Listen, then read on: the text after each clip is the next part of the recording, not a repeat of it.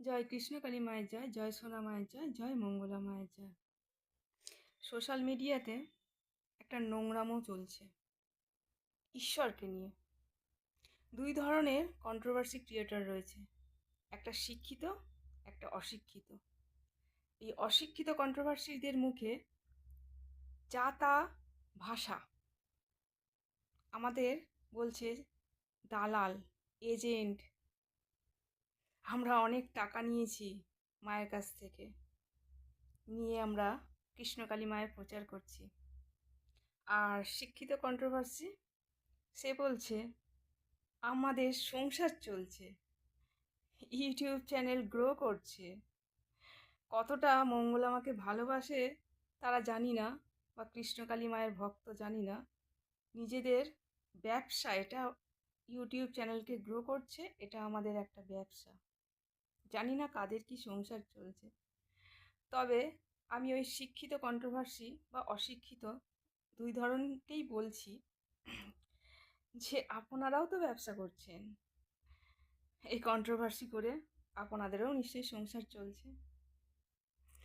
তো এই শিক্ষিত কন্ট্রোভার্সি আবার জেলের হুমকি দিচ্ছেন, নানা রকম এক্সাম্পল দেখিয়ে বলছেন একদিন হয়তো মঙ্গলামাকে জেলেও যেতে হতে পারে। তো সকল কৃষ্ণকালী মায়ের ভক্তদের উদ্দেশ্যে আমি একটা নিউজ দেওয়ার জন্য এই ভিডিওতে এলাম, যেটা হলো আজকে সকালে মাকে স্থানান্তরিত করা হয়েছে। কৃষ্ণকালী মাকে ওই মন্দির থেকে অন্য জায়গায় মঙ্গলামা নিয়ে গেছেন। মঙ্গলামা আজকে লাইভে এসেছিলেন ঠিকই, কিন্তু বলেননি মাকে কোথায় সরিয়ে নিয়ে বসালেন। নিশ্চয়ই বলবেন পরের লাইভে হোক বা অন্য কোনো দিন, কোনো হয়তো অসুবিধা আছে তাই উনি বললেন না। তবে সত্যের জয় সব সময় হয়, সত্যের জয় অবশ্যই হবে। মঙ্গলা মায়ের জয়ধ্বনি আমি প্রতিনিয়ত দিই, আজও দেব।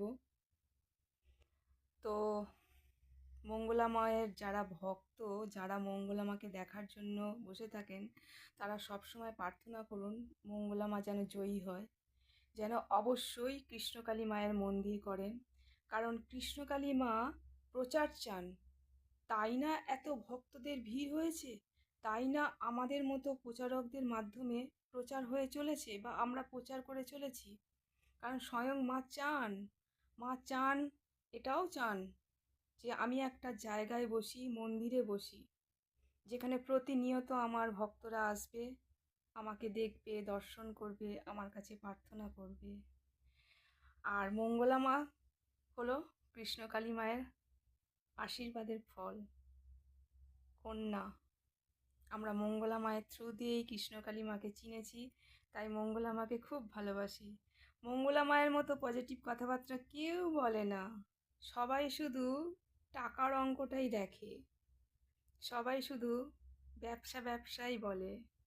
কিন্তু মঙ্গলা মা যে পজিটিভ কথাবার্তা বলে, যে পজিটিভ কথাবার্তাগুলো শুনে অনেক মানুষের উপকার হয়েছে। অনেক মানুষ ঘরে বসে ওই কথা শোনার জন্য ছটফট করে, মা লাইভে একদিন না এলে ছটফট করে, যেটা আমিও করি, কারণ আমিও মঙ্গলা মায়ের পরম ভক্ত।